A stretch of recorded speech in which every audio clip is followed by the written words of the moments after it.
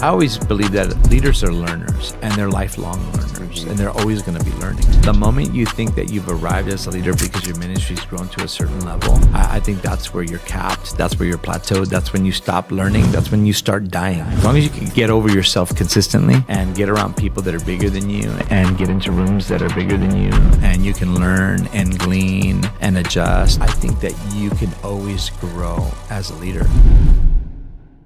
Welcome back to another episode of the Wealthy Creator Podcast. I'm your host, Justin Berry, and today I have a really special guest for you all. This brother has done so much work for the kingdom, and if you're a faith and you're a believer, you know that I'm extremely passionate to learn from individuals like that. I mean, he's founded churches, 8 campuses, and he told me he's a glorified foot washer, and I love that because he talks about being a servant. And before you lead anything, before you build anything, you must first serve. I want to introduce to you all Pastor Eddie Vargas. How you doing? Of Restoration Life Church. How you doing? Pleasure to be here with you, man. It's an honor, man. It's an honor. I think, again, like I said, I don't take these moments lightly because anytime you get in front of a man of God and someone of experience that really is putting in the groundwork, helping us build kingdom, it's nothing short of an honor to be, a part and to have these discussions, man. So I'm really grateful for you taking your time and being here today. My pleasure. Absolutely. So, Eddie, I want to ask you because Restoration Church is in Los Angeles, California. Yeah. And if you are aware, if you're not, man, California's been going through it these last couple of weeks. Yeah, man. We've been on fire for the wrong reasons. For the wrong reasons. Yeah.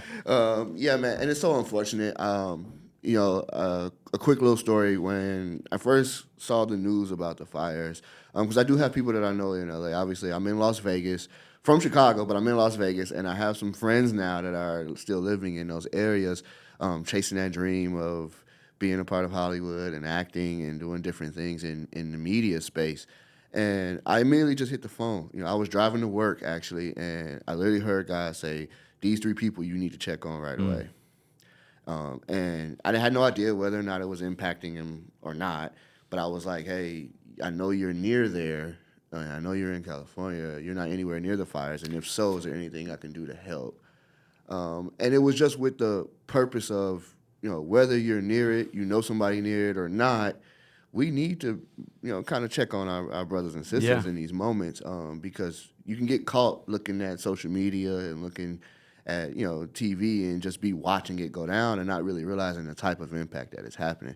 And I still don't know that people outside of California understand how much actually burned and is burning. I don't think they fully understand the magnitude of the areas that are being destroyed.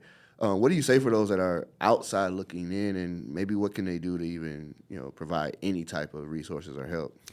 Well, I think first and foremost is making yourself aware of what is happening in California. And one of the beautiful things that's happening, and thank you for asking that question, because right now the fires in California is at the forefront of everything. For us, we know that Trump just got into office, that his inauguration was yesterday, and we celebrate that. Yeah. But for us, our focus is to see Angelenos heal because California is broken right now. I mean, from its governor to its mayor, to its cities. I mean, our infrastructure is broken. Our economy is broken. And, we're a nation state. We're like 5th strongest in the world. Yeah. And they made some really bad decisions to undercut, our firefighters' budget and at the wrong time. So there's a lot of stuff that's going on. What happened for me was about 7 days ago, I woke up in my bedroom. I live in Inglewood, which is like 5 minutes from LAX. And when I woke up, probably about 4 a.m, I smelled smoke. And I was like, where's that coming from? And then I went out on my balcony and just saw ash all over my house, all over my truck, all over my backyard. And I was like, where's that coming from? And then I looked towards the hills from my house, and you saw this red glow. And then I went on social media and started just kind of like looking into it. Because I've been so busy, I've been off of every news network and everything. And found out that, Pacific Palisades and Altadena and Eaton, and all these cities were on fire. And not just on fire, but uncontrollable, uncontainable fire. And for me, we just went into pivoting our whole church, everything that we were focused on doing, and really focused on, because we have a lot of firefighter wives and firefighter or police officer wives in our church, and they're on the front lines. And we went into, focusing on how do we support our frontline warriors, because without them, this doesn't end. Yeah. And this California fire is so historic, it makes the Chicago fire look dismal, even though as horrific as it was. Historically, this is the biggest natural disaster California's ever faced. And so you got people that are just losing. We're talking about, so you're in Las Vegas. So think about all of Henderson gone. Yeah. All of Las Vegas gone. Yeah. Like, that's what we're seeing in Pacific Palisades, Malibu, Zuma. Like, it's hit everywhere from South Pasadena to the beach. Yeah. And this thing has taken out tens of thousands of acres and displaced thousands of family. And right now they're looking for cadavers. I mean, it's a crime scene right now. Yeah. And it's horrific. And so we decided at our church, at Restoration Life Church, that we were going to focus all of our efforts on supporting the guys that are actually going to finish this fight. Even though it's not going to be in the news over the next couple of weeks, Right. it's not going to be on social media over the next couple of weeks, we decided that we're going to stay in the fight as long as they were. We're going to support them. We're also sending a lot of supplies to Dream Center, which is a great distribution center Yes. right there in LA Dream Center with Matthew Barnett. And they're doing a phenomenal job at getting resources to all the families that are displaced. And we continue to resource them. Our focus, though, at our church is the frontline guys. It's the firefighters, it's the sheriff, police officers, telephone line workers, electricians, Caltrans, all the guys that outside of the fire department that nobody else see, we see. And we're taking very specific supplies to them that they need so they can get up and go and fight this fire. And we just decided that we're in it until they're done. Yeah. Is there somewhere on you all's website or anything that people can donate or support? Absolutely. You can go to restorationlife.church and immediately you'll see SoCal Fire Relief. And right there you'll see the 10 items that we asked for if people want to come and bring in, and we'll load them up and take it. And we're taking it to the front line. Yeah. And then there's also a way to donate to restorationlife.church, and everything that comes in it's to buy supplies. And we're also working on a number of firefighters that lost their homes while fighting for other people's homes. Wow. And so we're working on that as well. And I know that not everybody's doing that. Our church has decided to do that, but we're also helping support those that have been displaced as best we can as well. So everything is on our website. Yeah. Thank you for asking. No, absolutely. It's funny because I know, like, in my house, I've been kind of like a repeat about these fires because, like I said, I don't think people fully understand the magnitude of what has actually burned. And it was a post from Erwin McManus at he was showing a picture of his church. Because Erwin's a good friend of ours. He's spoken at our events. He's come and done the podcast a few times now. He's actually one of my first guests that gave me some of the best pieces of advice off camera that was really good for me getting used to being in front of the camera. And so to see that picture of those flames Behind Mosaic. Like that one, I was like, okay, there's no way. Like, I know the impact that church has on that, even just that community right there. Yeah. I was like, and it was like, this can't happen. Like this, we have to figure something out, something to do to help. And so it really, like, it hit me. And then I also had an opportunity with Ryan. We were able to stay at an Airbnb in Malibu.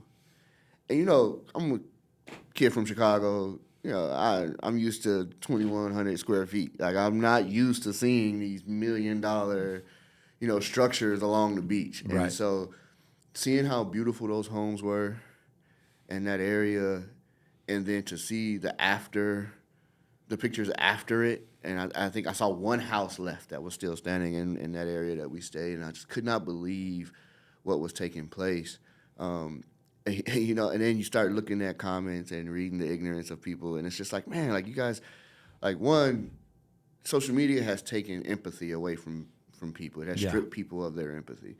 They don't fully, if it's not on their doorstep, they're not necessarily attached to it. Right. And they can disconnect from the human in these individuals. I'm like, that was a $10 million home. Yeah. that's not something that like we should be joking about Yeah, in the and they worked for comments. it. Yeah, they earned it. Like Yeah, it they earned ain't it. like Yeah. you can say whatever you want, but they earned it. Somebody earned it, Yeah. right? And Well, it's in like, Cali, there's no empathy for celebrities that lose their homes because they got 3 or 4, and there's no empathy for business owners that lose their homes. But the reality is that they worked for that.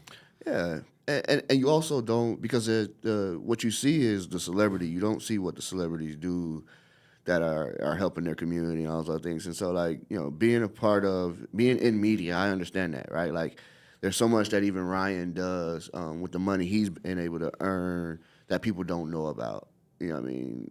They just have no idea. And so it could look like, yeah, he's just a businessman that's got a lot of greed and making a lot of money, but they don't know those things. And so I know that exists.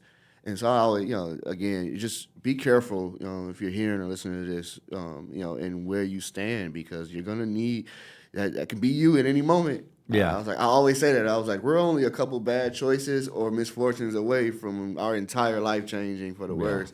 I go, so it's important to kind of know that, and I wanted to address that right away, especially with you having your home base there and you're actively in it. It's our backyard. One of the beautiful things that I've recognized, and this is something that's not new to the church, right? Because when you look at the book of Acts, right, the church has always been the first to respond to a need. In the book of Acts, when they came together, the Bible talks about how they had all things in common. Yeah. Why? Because the church responded to other people's needs. And I think that in California, especially right now, Angelinos have come together, and the church, the Big C Church, has come together. We've been able to work with some really incredible churches that are out there. Well, you got LA Dream Center, you got Zoe with Chad Veach, and you've got Jeremy Johnson with Fearless, and you got Restoration Life, and you've got a number of other churches with the Reach Network. And I tell you what, man, we banded together to work together, collaborate together, and serve LA together. And it's been beautiful to see. But the police department, the fire department, the communities, everybody's just kind of banded together to serve one another and love. And so for me, like if I were to tell you what the tone is in LA right now is love LA, pray for LA, serve LA. That's the tone right now in LA. But then you got, a lot of, idiosyncrasies happening with people posing as firefighters and they're looting and people starting fires in different parts of, California. My son went viral, like 2.5 million people watching his video because he actually helped put out a fire in Santa Monica where other people that were reporting on it were calling him a vandal. He's a Marine, right? Him and his friends actually rescued some crackheads. They started the fire, and he stopped the fire from catching onto a building, and all of a sudden that went viral, and we all had to come to the rescue and go, they didn't start the fire, they stopped the fire. Yeah. So you got a lot of that stuff happening all over social media and people getting in trouble for fake media press badges and all this other stuff because they just want to go and take pictures and report. Yeah, everybody's a reporter, man. Yeah. Everybody's looking for that moment of theirs, and unfortunately, they're doing it at the expense of people. Yeah. First, I want to honor him too for even taking that stance. Like, one, he's a Marine, so Yeah. thank you for that. But even doing it in civilization, where you're actually, taking on that same, because you're taking on essentially the pressure of the people, right? Like, you're like, okay, like I know they're doing this, and this isn't, but I'm still gonna spring into action and do what I have to do. And so, there's a lot of honor there, and I'm hoping that, people can adapt that mindset, right? Like, like make a decision on how you're gonna help, not how you're gonna help yourself. Right. That's a good way of putting it. Because I think that's where that mindset comes from. It's I didn't earn it, but I want it, and I'm gonna take it, and I'm gonna help myself in this circumstance. Wherever there's tragedy, there's always a person taking advantage of it. But yeah, it's unfortunate. All of it is unfortunate. And again, we here in Vegas are praying for. I know our church, City Light Las Vegas, just recently gave to Dream Center. We do every year, and so it's really one. It's awesome to see them have the ability to step in and help. And They're churches brilliant. like yourself, Yeah. but it's also an honor just to be a part from a distance. Like, it's like, okay, I'm gonna just do what I can. I'm gonna give where I can. And so, if more people can adapt that mindset, these things get taken care of, and people get the help that they need. Yeah, and we always try to tell people that we move at the pace of their generosity. Yeah. And so their generosity helps us move faster or slower based on what the need is. And so for us, we're trying to get our firefighters and police officers everything they need to stay in this fight for as long as they can, because without them, this doesn't get done. Yeah. And so we need them to finish this fight strong. And we just decided that we're not done. They're not done. We're not done. Yeah. Yeah. That's Stay our with heart. the fight. I have you here, and one of the big things I wanna discuss with you is leadership. You're doing some things that are not only building leaders, helping leaders, but I can tell that it's a passion, because you're doing things that you don't necessarily have to do. You're already leading as lead pastor of a church, which I believe can be one of the hardest jobs out there. I know people don't fully understand it because it looks shiny when you're on a stage and speaking every week, but there's so much weight on your shoulders, and people don't see the hospital visits, and they don't see the home visits and all the other works that pastors do.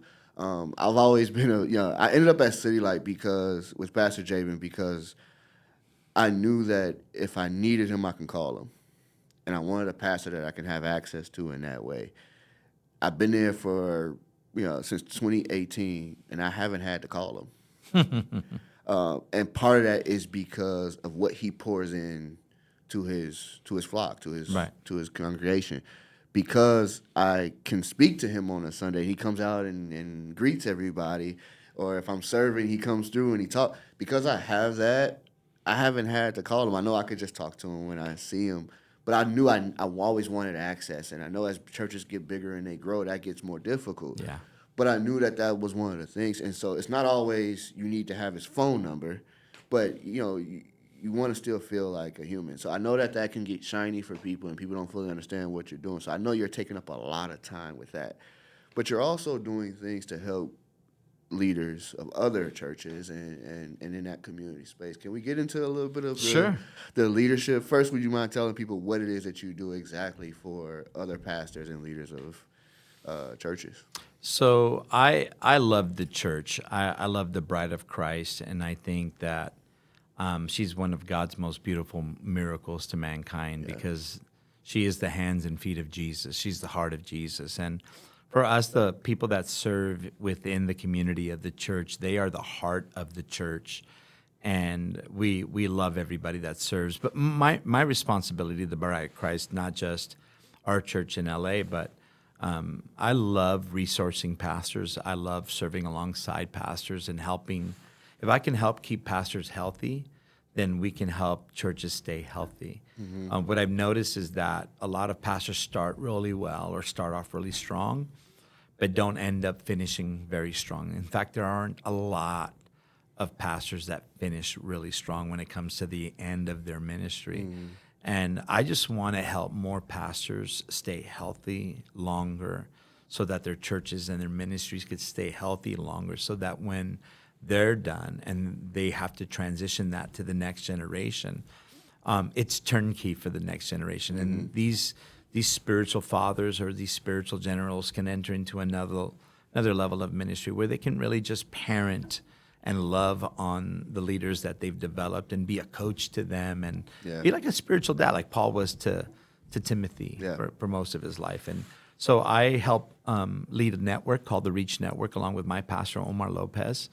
And my pastor is still my pastor today. He's still my senior pastor. I submit under him and love him and the network that we've been able to build together with a number of other churches. We got about 25 churches in our network that we oversee and we love and we serve. And so I have a passion to see young guys and even older guys maybe even rethink the way that they do things. I mean, I just turned 55 this year, so I'm not that young. But I've been pretty creative for most of my life and tried to stay creative for the rest of my life. And so that's my heart, is just to see guys thrive in their ministry.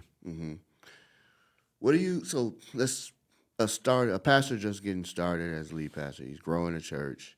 He's actually seeing some success, and there's like okay, we're putting on the best possible service every week that we can. That's our focus. What leadership advice would you give somebody that's new to it and just getting going? Well, it depends on where they are, right? Everybody's in different places of growth. Some guys grow really fast. Some guys take a long time to grow, and then you can really try to discern why some guys grow faster than others. Sometimes it's right time, right place, right moment. Of course, hand of God's on it. And other guys, God uses, in the long game a little bit. It takes longer to grow. It's more of a fight to grow, but they stay in that fight. And Yeah. so it really is discerning where the guy is. I think for me, when I start coaching younger guys, I'm like looking at, okay, how is your discipleship program? Like, what are you doing to disciple and mentor, future leaders? Because as the church grows, the church is going to need future leaders to sustain that growth. Yeah. And I believe that you always default to what you're prepared for. And if you're not prepared for that growth, you'll default to chaos. But if you'll default to preparation, then you'll be able to sustain that growth and stay ahead of that growth because you've defaulted to something that you were prepared for, not something that you were caught off guard with. Yeah. And so I try to help guys prepare for the next season of growth, the next stage of growth. And we look at their metrics and we look at how they're doing, what they're doing, and why they're doing it based on their vision and how they're approaching it. And so I think that's a big part of the initial phase. It's like, okay, let me see what you're doing. Let me see how you're going about doing it. Show me the areas of fruitfulness. Show me the areas of contentiousness. And let's figure out how we can continue to grow in the area that you're growing in and how to maybe adjust or pivot in the area of contentiousness. Maybe you're trying to push something to make happen that isn't in your wheelhouse to make happen right now. And maybe you need to capitalize here and not put so much emphasis here. And so I try to discern those moments with different guys based on where they're at and just try to coach them through it as like a dad. Like a lot of the guys that are in my network, they were all in my youth ministry. Most of them were in my youth ministry. So they don't even call me pastor. They call me Pops. Hey, Pops, I'm dealing with this right now. I'm dealing with the leader that fell, or I'm dealing with, a really dynamic couple that's left us to go somewhere else. How do I navigate that? How do I install somebody else in their place? How do I circumvent the pain that's going to cause everybody in our church? And, some things are just going to be painful, but there's purpose in the pain. Yeah. Right. And you just need to navigate that pain so that you can get to the purpose, and you'll find out that you'll probably come out stronger than when you went into it. Because I think some people should leave your church, to be honest with you. I don't think everybody at your church will always be with you for the rest of your life, and that's okay. Yeah. There are seasons for everyone. There's pruning, there's sifting, there's all kinds of things that happen with church growth. But at the end of the day, you got to really discern why they left. And is it because of them? Is it because of you? Is it because of the culture? Is it because of the vision? Is it because it got hurt? I mean, there's so many reasons. So it's a case-by-case issue, and we just try to discern it as best we can. Yeah, it just reminds me like, shortest verse of the Bible, Jesus wept. And I always think to myself, you're talking about the perfect human being and with the same divinity as the creator. And even he had the emotion to feel for his people. So imagine what a pastor goes through, like you said, when someone leaves a church or for whatever reason they're offended by something you said or something you've done. As a leader, though, because I do understand, like, you're overseeing the majority. How do you deal with the few or the one that may feel away or be offended by something that you've said or done? How do you go about mending and dealing with those type of circumstances? So there's a couple ways that I look at that. For me, I like the way that I structured our church out, and the guys that I try to help, I help them understand my system. That doesn't always work for everybody, right? Because we're all different. But what I like to do is that I focus primarily on the leaders of my church, and I let the leaders of our church pastor the church. Because they're in the small groups. They're on the teams. They're like boots on the ground with all the new people that are coming into our church. Yeah. And so the best way that I can help the people that are coming to my church and are a part of my church or are being heard in my church is to really disciple our leadership really well so that they know how to respond and not react, right? Because reacting is carnal. Responding could be very spiritual. And so I teach people how to respond biblically and lovingly to those things. And I also teach our people, I was just having this conversation with my friend Robert. I said, I actually love confrontation because the motivation for confrontation is restoration. That's good. And so for me, I always go into every difficult situation understanding that I'm coming into this because I want you to be restored. I want our relationship to be restored. I want your vision to this house to be restored. I want your relationship to a leader that you got into it restored. I want the interpretation of what you heard on Sunday to be actually restored so you could hear what God said and not what Satan whispered. And so I actually look forward to confrontations in a way that I don't think a lot of people in my positions do. Most people are trying to avoid it. I'm like, bring it because I want to restore you. Yeah, you're looking at the end goal. Not necessarily the circumstance that's at hand in the moment. That's powerful, though, because I think that applies or should apply to every relationship, right? We're all humans, so there's going to be things that we miss, we make mistakes on, and it's like if you can focus on the end goal of, again, restoring, it's likely that the outcome that you really want in your heart happens. Yeah. Because I think that's another thing. Like, things don't go your way is because you're not necessarily looking for it to go that way, right? You're looking for your way to make happen. And so it's like, if you take a moment, take a step back, put yourselves in other people's shoes, and then really have, that battle of, hey, let's get these words out and let's figure out how we get to the next level. Because you can be, I think, most relationships can be restored in that way. So it's very powerful to know, like, as a leader, you should be looking at the end goal, like, because I've seen it. I've seen both. I've seen where it's like someone left the church because the pastor said something political, and it's like, okay, here we go. All right, here we go. Like, I get it. I understand where you're coming from, but rather than leaving, are you going to go talk to him? Are you going to go, like, that's been your pastor. Yeah. Like, you should feel comfortable enough at least to go talk to him about what you may or may not disagree with. But a lot of people just go, nope, I'm going somewhere else.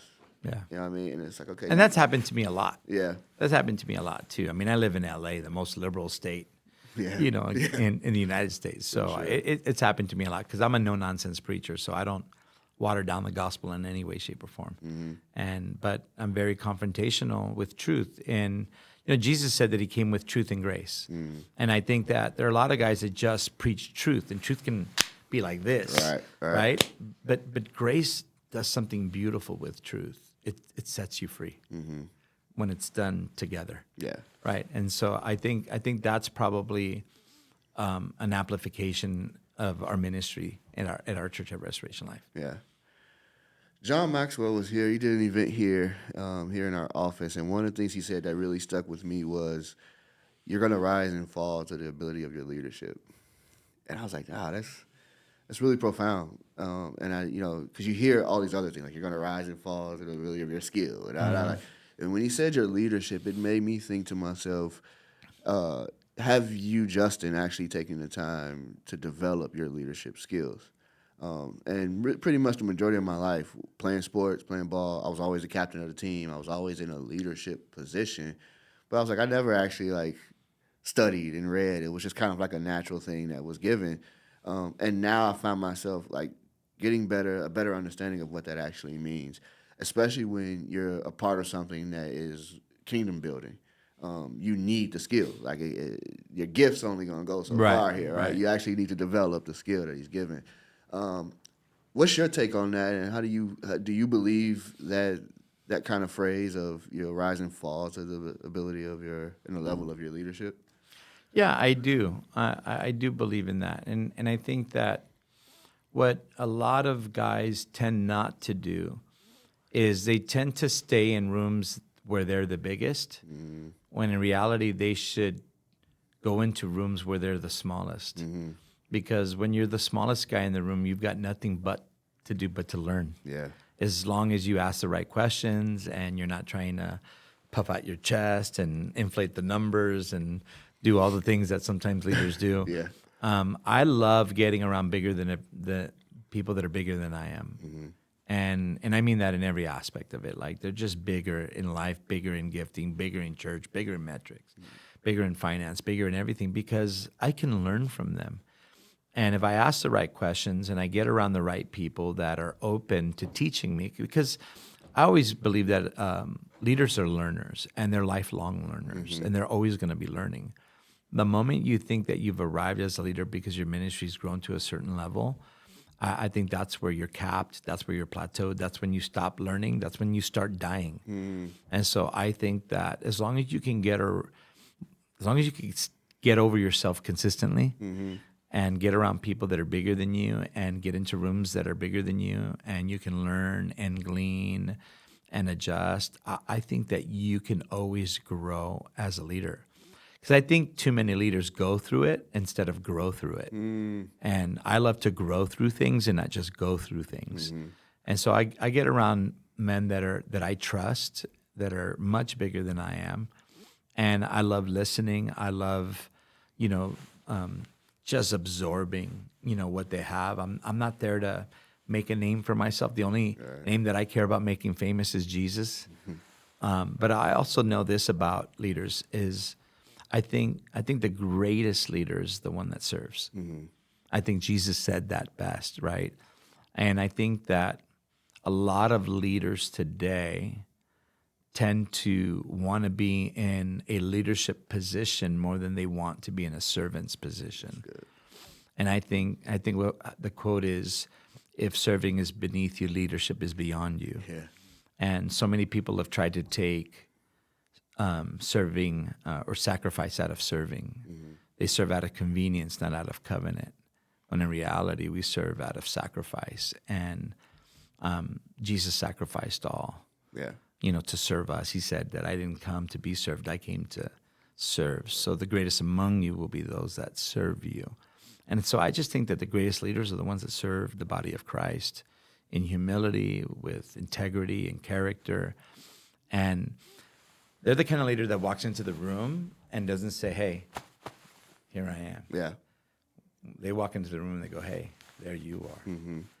And that's the kind of leader that I want to be. And that's the kind of leader that I want to develop, not just in my church, but when I go visit churches that ask me to come and connect and help them coach them through some stuff. I want them to be the kind of leader that serves the bride, that isn't just out there as the front person, and really the only famous person in my church is Jesus. Yeah. I don't like celebrity leadership. It gets under my skin. I understand why people do that with people, but I just think that the greatest celebrity is Jesus, and I want to make sure that whenever I connect with somebody that's in need, that I help them understand that, because that'll go so much further. Because we're all men, we all got egos, right? We all got to deal with that side of us. Yeah. And I've had to deal with it. Everybody's had to deal with it. I'm sure you have. Oh yeah. And then you're reminded, I'm a servant. Absolutely. I'm a no one servant to someone. Absolutely. But I also know that God's called me to this, and I don't minimize the importance of my expression or my testimony, what God's brought me out of and what God's taken me into. Yeah, and I was gonna get to that next, because I've recently understood that humility can also be used by the enemy, and that there is a fine line between being humble and not actually stepping into what God's calling you to. Yeah. How, someone that's dealing with that or going through that, or maybe not even experiencing it, but they will, they feel a calling on them, on their life, and they're understanding that there is a purpose behind why they're in the situation they're in, but they're so humble that it is actually being used by the enemy to keep them unfulfilled and not fully reaching the potential that they have. How do they decipher that and kind of navigate that space? What advice would you give to that individual? That's a good question, because I remember in my early years, and I'm saying 20-something years ago when I was in my 30s, I remember, just kind of being, the guy in our network that was growing fast, that had, a big youth ministry for the size of the church, had, a lot of invitations, was on TBN, like all that stuff. And then I just know me, and I didn't like how I was responding to all the attention. And I started to withdraw, and people were like, no, you got to do this, and you should be doing this, and you should say yes to that and yes to that. And I'm like, no, I'm good. Yeah. And I withdrew, and I withdrew for years because I didn't want my ego to overcome God's calling. And one of the things that I dealt with early on is like, when I originally got planted out in Redondo Beach, originally I wanted to go to Brooklyn. Okay. I'm originally from Brooklyn, New York, raised in LA, in Flatbush. And I wanted to go to New York. And so my pastor was like, no, it's too expensive. That's a big move. You need to be out here in LA. And so I submitted to that. He's my pastor. I honored that and submitted. But I always wanted to go back to New York. So at about the 3-year mark, I went full-time into ministry, and I was establishing pastors and leaders in our church, and church was thriving. And like, man, now's the time to go to New York. Leave this year, go to New York. And went to New York and went through all the boroughs, and I was looking at Park Slope, Brooklyn, and really wanted to go back there, pioneer with my family. And I remember, sitting with my wife, and my wife Roxanne, she's just a brilliant woman of God, fears God. And I'm like, man, you ready to go? You ready to go? Like, we're here, we prayed, we fasted, we built, we've proven ourselves. You ready?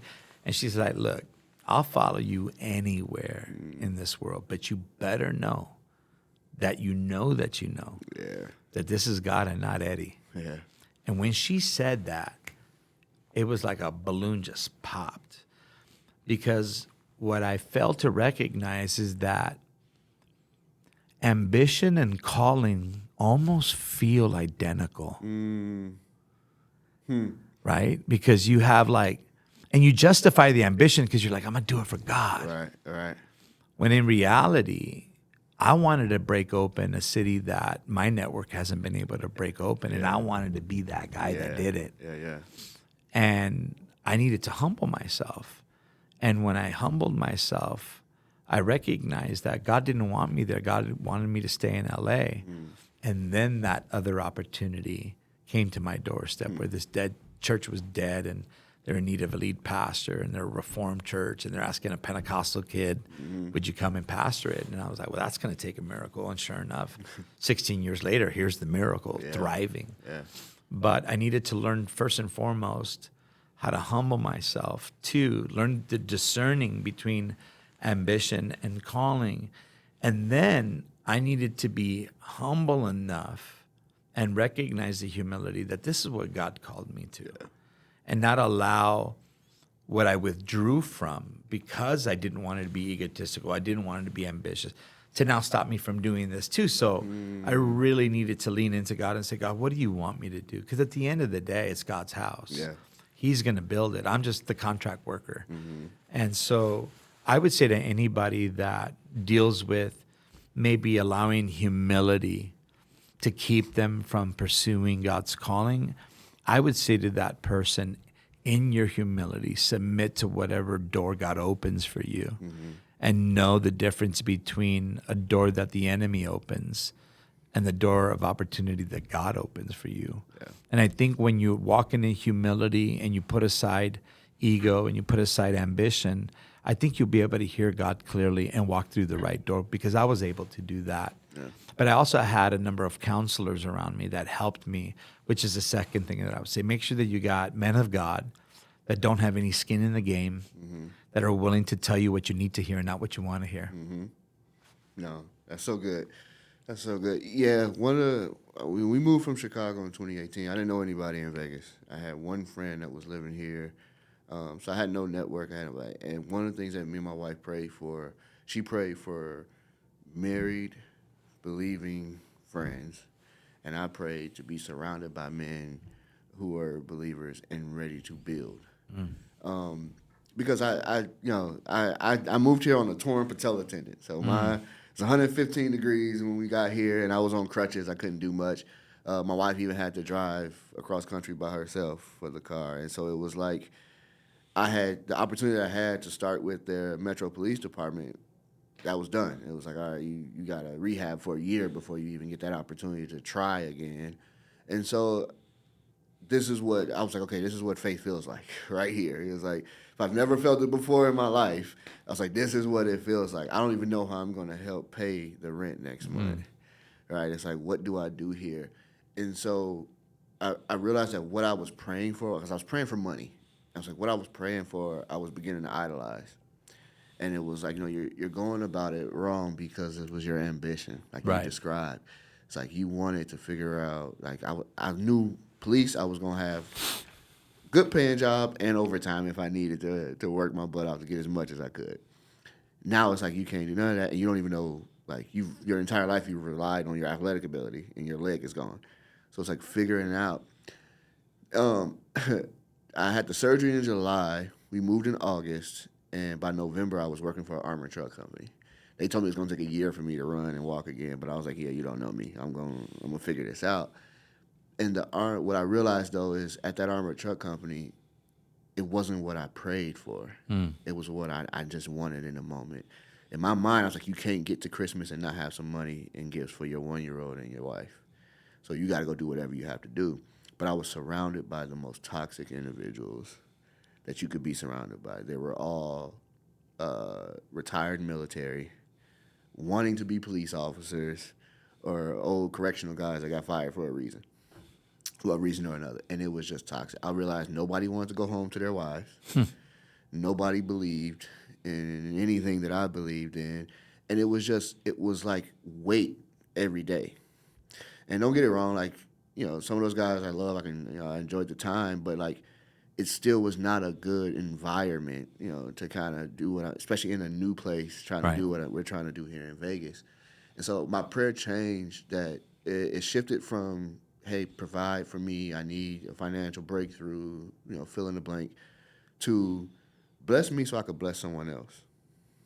And that's where everything shifted. I was like, God, if you can bless me with an opportunity, I promise you, one, I'm going to take advantage of it and I'm going to do what you have for me to do in this opportunity. But two, I'm also going to take that opportunity and bless as many people around me that I can. And everything changed. Like, everything shifted in that moment where opportunity after opportunity after opportunity came to where I can say no to some, and I can also go, now this is the one, and then get in that and be surrounded by other Christian men. Right. And then get in that and watch the business shift to a kingdom business.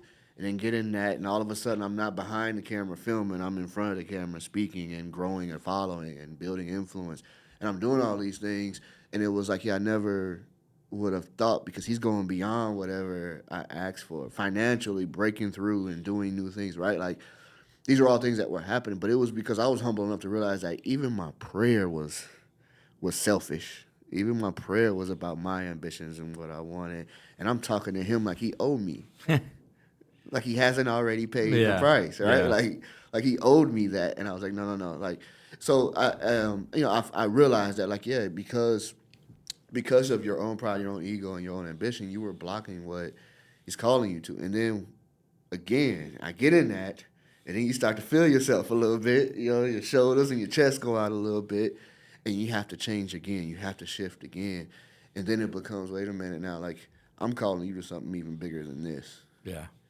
All right, it's time now to kind of surrender to me, and let me have this. What you thought was a lot, you don't even know. And so it's like, all right, here we go again. Let's start building and let's start growing. And so, my advice to anybody that is in those circumstances trying to just figure life out, all right, like, figure out how you're going to serve someone else. Like, even with your little bit, like, how do you do Yeah. it? Sometimes serving is just your words, just your advice, your experience, what you're going through. And sometimes that breakthrough is with obedience and releasing whatever you have, whatever stronghold you have holding you back. And so it is important. You spoke on how important it is to have your own leadership, right? The fact that you still call your pastor, and you have those underneath you that call you, you know, as a leader, as a man of God of influence, and a shepherd of a house. how important is it that you continue to build those relationships to cover you? Oh my gosh. I think one of the main reasons that I've seen why pastors fall from grace in that way is because they don't have anybody in their lives that they license to confront them or correct them or even rebuke them if need be. Sometimes guys get so big in their own head that they don't allow anybody else to speak into their lives as a spiritual father or a mentor. I believe that every man needs three levels of leadership. I believe that every man needs like a mentor and a hero.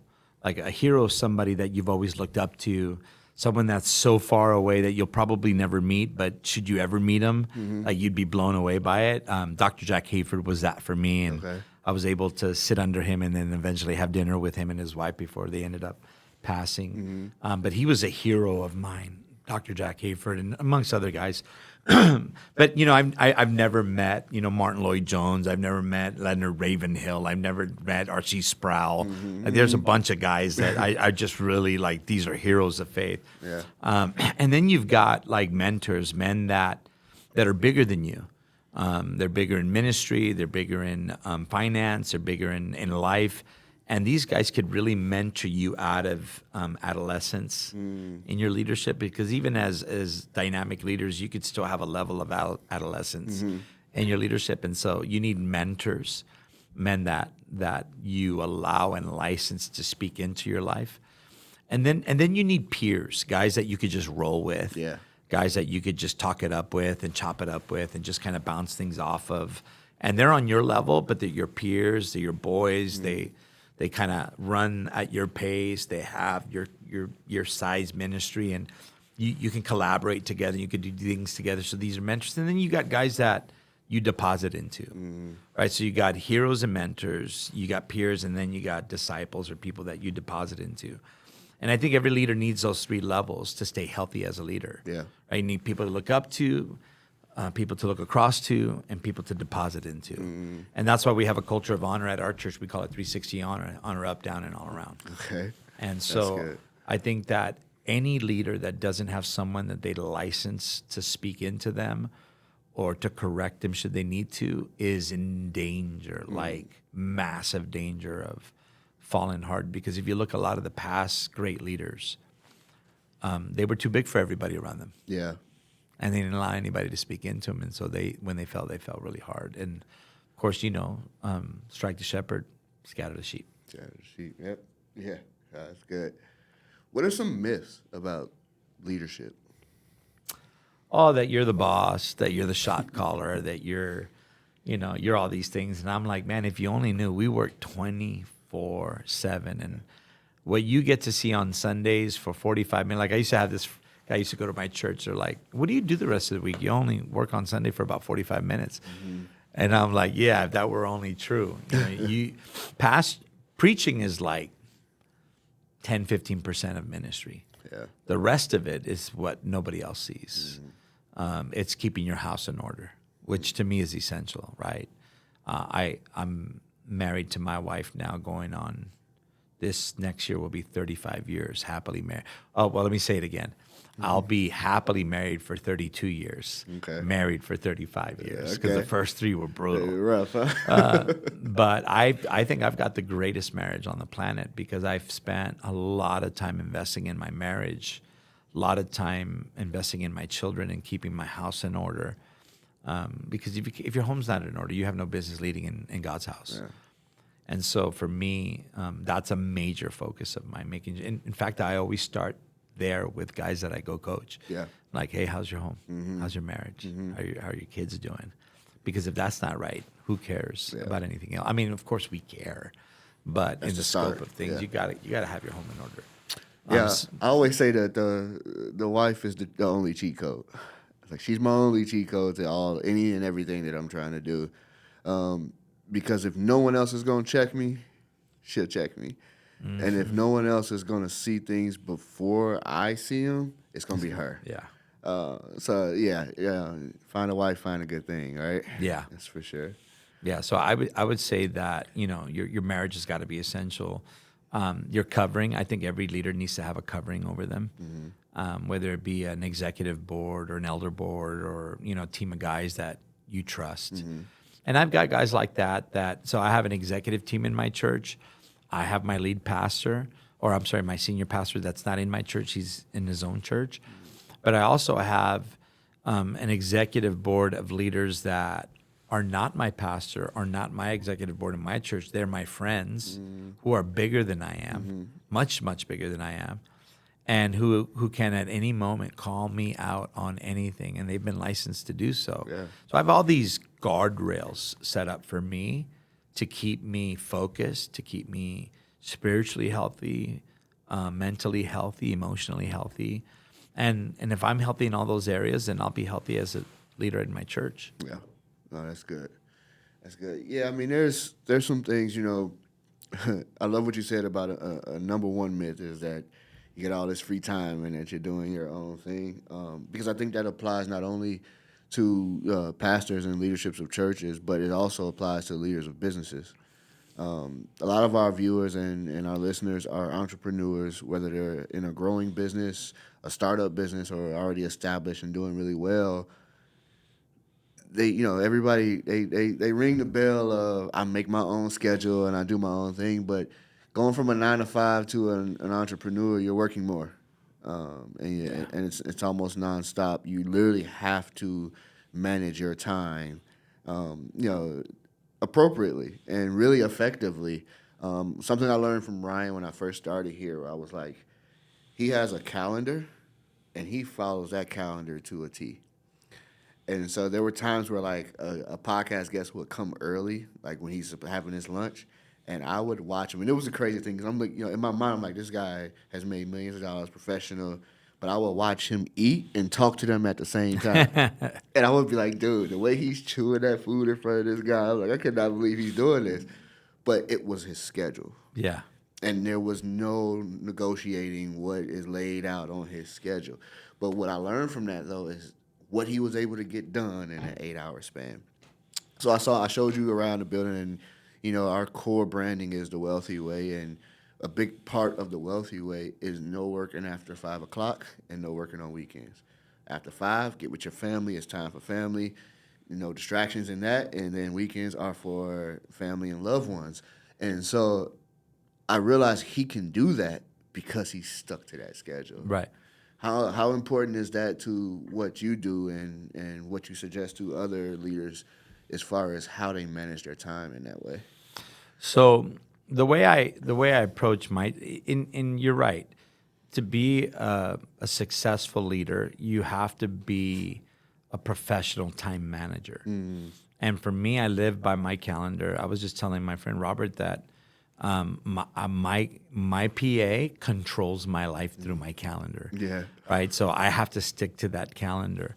But a lot of people talk about balance, right? Like, hey, you need to balance with your family, balance with your church, balance leadership, balance all this stuff in balance. And I ran a company. I was a business owner for a number of years, automotive repair facility, a master transmission technician. And then I started running companies for AMCO before I went full-time into ministry.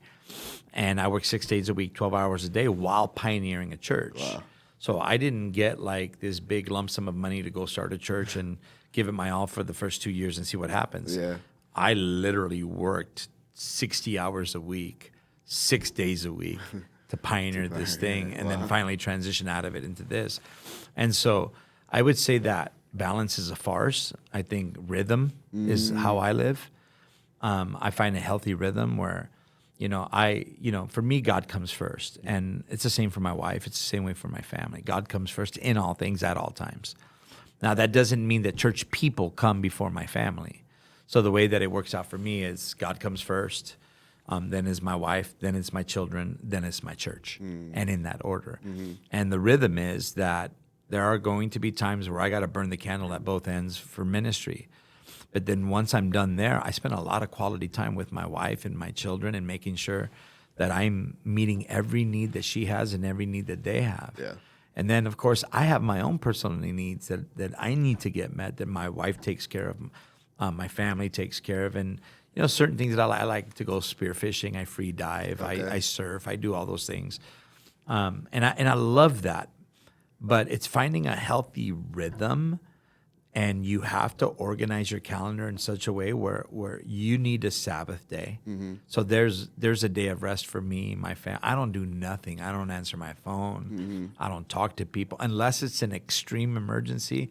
That phone number that comes up on my screen will not be responded to if I'm with my wife or my children, or now my grandchildren, because now I get to spend time with my grandchildren. Yeah. So I think being a professional time manager is essential on learning how to become a strong leader. Yeah. So how important are like vacations and breaks for you, and how Very. often? Okay. Very. This past, let me see, September of 2020 or 2021 was the first time in 22 years that I took a sabbatical. Okay. I took it for 3.5 months. And they say that 50% of pastors that go on sabbatical don't come back from sabbatical. Yeah. And I've actually seen that. Really? I couldn't wait to come back. My wife was like, man, already? Yeah. But it was a great time away. We refocused on each other. We talked a lot. We reconnected. And we needed to purge some things out of us that were unhealthy habits that we allowed in our marriage and in our family that we needed to get rid of that don't belong in our future. And we did that. And so for me, I vacation hard. So I go on multiple vacations a year. Okay. I vacation with my family, which is a vacation for my family, but not for me. Yeah. It's working. Because as the dad, I'm the mule, right? I carry everything. I drive everybody. I pay for everything. I go everywhere. Yeah. I'm the mule. It's a trip. It's not It's a vacation. trip. It's not a vacation for me. And then when it's me and my wife, it's still not really vacation for me. Because like, where do you want to go? What do you want to eat? What do you want to do? Yeah. But it's a lot better, and we get to hang there. And then I go on a vacation where, we go on friendscation, and it's like we're all just going out having a good time. So I try to go on vacations at least 3 times a year. Last year I didn't get to do that because we were really busy and growing exponentially. But this year we're already focused on going on 2 or 3 trips, and I think it's important for any leader to do that. That's awesome. My pastor Jabin, I say like he did a 40-day 2024 or 2023, one of those 2 years. But when he was describing it, he goes, yeah, he was like, at first I'm like, what am I about to do for this amount of time? Like what? Because I'm so used to going and doing. He goes, so I take my laptop, and the plan is I'm gonna write a book. He goes, I open that laptop once, shut it, never open it again for that amount of time. But he goes, but he was so ready to get back. Like he was extremely ready to get back. He's like, it was great for his wife. He's like, but he was ready to get back. But one thing that he loved is that it was the first time that he had that amount of time with his daughter Goldie, and that meant a lot. Yeah. And that meant a ton. And so if you're a listener, you're watching this, be sure that you're making time. And I know like I always get pushback on that. When I talk about vacations and things like that to people, because they're like, it's grind season. We got to grind. We got to work. And it's like, yeah, you're doing it for what, though? At what sacrifice? So it's important to make sure that you're providing that time for yourself, for your loved ones, because they're in it with you. Yeah. I think that's the other thing that people don't realize is that even I have a 7 and a 4-year-old. They're in this with me, right? Like my son last night, as I'm putting him to bed, he's like, Dad, remember last year that thing you came to at the school where we had cookies and hot chocolate in the morning? Well, they're doing that tomorrow. I'm like, son, I got a guest coming tomorrow. Yeah. I was like, I can't do it tomorrow. But it was so heavy because I was like, man, I wish I could go. I wish I could. I know he wants me to be there, and I really would cancel everything except you're coming from out of town and we planned this. I can't do that. So I was like, one of those things was I'm going to make sure that I make that up in some type of way where we will get just me and him, some time together, because it's important. Yeah. If God rested, we got to have to. We got to. Have to. Absolutely. Well, it's interesting that you say that because, I come from the days of passing out flyers on doors and preaching on streets and, witnessing to people on the street corner and jumping on buses and telling people about Jesus. And today, social media has kind of taken over all things evangelism. And for us, we've seen most of our church growth happen in 2 ways. First and foremost is the personal invitation. It's just people bringing people. Yeah. And whenever you have a church that people are in love with, they tend to want to invite everybody to it, right? They want everybody to experience that same love and community that they have. And secondly, of course, it's like when we ask, it's like, hey, how'd you hear about us? How'd you find out? Social media, whether it was TikTok or Instagram or Facebook, it's all the videos and the video clips being posted, the worship services being posted, the live streaming that's happening, and we do all of it. Yeah. And I just want to say that it's increasingly more and more important for any guy to really dial in their social media expression in order to reach a community that's whether they know or they don't know that they're looking for a church. Yeah. A lot of people come to Jesus through social media nowadays, and so I would say it's extremely important. Yeah, I love that because I think people don't. For people that don't go to church today, one of the main reasons that they don't go is not because they don't believe or they don't want to. It's because they just never been invited. And so what I've learned is like through social media, you can invite without pressing. Like you don't have to feel. It doesn't have to feel forced. I can just invite you someplace by showing you what's going on there. And so I think like it's just a powerful tool that when used correctly, Right. you know, you can grow fast. You can go really fast. I got committed to serving. I told you this before we started. I got committed to serving like fully at City Light Las Vegas during COVID. I was doing, I was helping out here and there when they needed me, but it wasn't until then where the call was for someone that wasn't scared to come outside during that pandemic. And I was like, well, I ain't scared to come outside. I was like, and if I'm gonna get sick, I'd rather get sick at the church house, right? Right. I'd rather be with Jesus when I get sick. But I really wasn't worried about it because I knew I was covered by the blood. And so I was like, well, if this is to serve the house, yeah, sure, I'll do it. And we filmed an Easter session. And it's funny because at the time I was still working for the Armored Trunk. And I got a picture in my office, and it's I was still in uniform. So I had my vest on, my bulletproof vest on, gun on my hip, and I'm filming the service with the camera in my hand. And I remember I posted that picture, and I was like, God hasn't given us the spirit of fear. And I was like, and then it was a link to the Easter service, so the final, what you can see. And I posted that not for me, but I posted it for people to realize, like, hey, look, like, this is, like, y'all got to get back out here. Y'all got to feel what I'm feeling in these moments. Like, God's getting ready to move, Right. like, tremendously. And it was funny. I got a lot of comments was like, oh, you're a real shooter. You're a real shooter. Corny jokes. But then there were comments that was like, where is this? Where is this at? Like, where is this Right. Vegas? And then I had to tell people, like, look, we don't have service outside every week. This was just for Easter. But I was like, this is what you – and I start sending those links out, and people start hearing the word. And so I remember when we finally opened back up, we were talking about it because we was like, man, we didn't know. We only knew from what attendance looked like online what it was going to be like opening again. And, I mean, there were people from all over the world coming.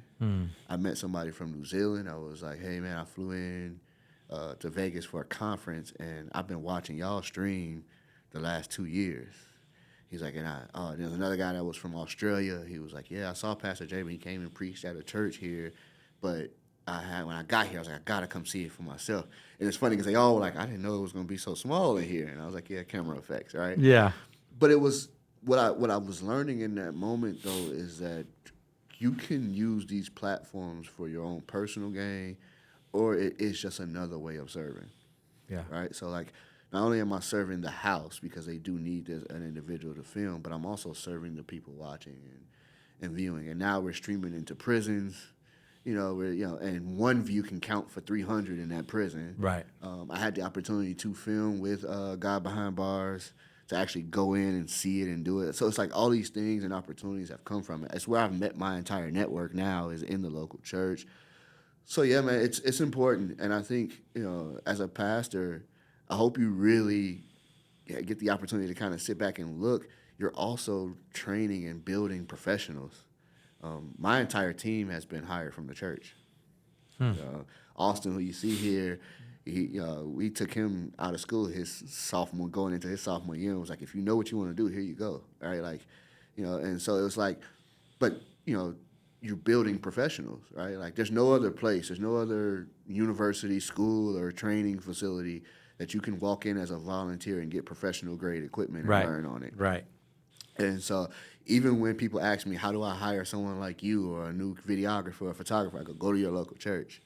And so I'm even using that as a way to invite people, right? Like go to the local church. That's where you're gonna find the best, people for what you're looking for. But it's so powerful.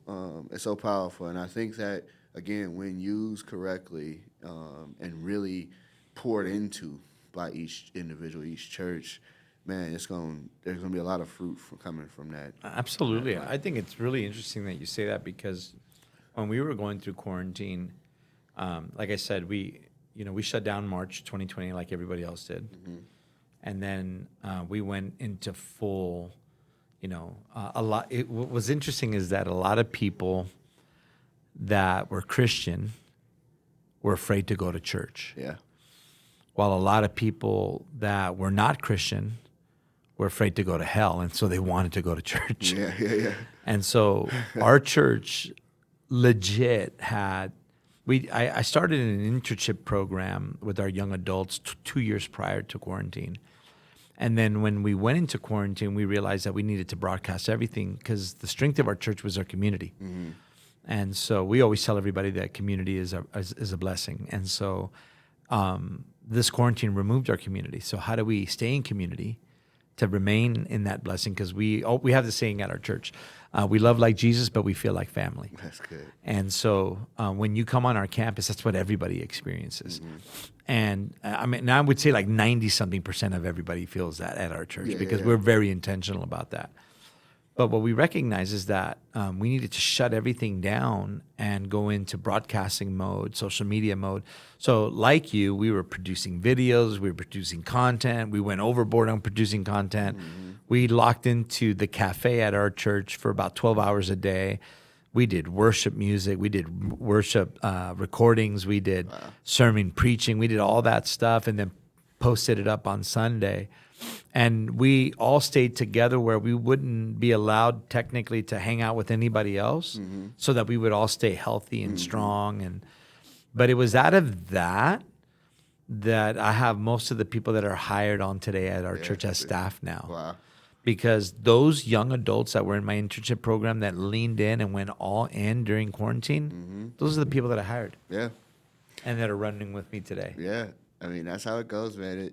You're building a house, right? Like you're building, and they're going from volunteers to professionals. Yeah. And there's nothing better than the experience doing it, right? Like it was like, I could go I'd go take a course. I could go watch a million YouTube videos to learn something, but I also get to every week practice the skills. Yeah. Right. And sometimes multiple times a week. So yeah, again, I honor you for what you do. My hope is that there is, this relationship grows, and that, there's some partnerships and things that we can do together to help build kingdom. Let everybody know where they can find you and support you. So you could find our church at restorationlife.church. We're in Los Angeles, California, right by LAX. If they want to see some of the stuff that we're doing with the firefighters or any of the content that I'm producing, they can go to at Pastor Eddie V on my Instagram. Everything is there. And then the church links and everything are there. And we'd be honored to serve alongside of you guys in any way that we can. All right. That's awesome, man. Pastor Vargas, thank you again for being here. Pleasure. Really appreciate it. God bless you, man. Really appreciate it. If you're still here, you're still listening, still watching, be sure to subscribe, follow on all the pages, hit that notification button so that you get alerted whenever we drop. And I'll check you on the next one. Peace. Let's go. All right.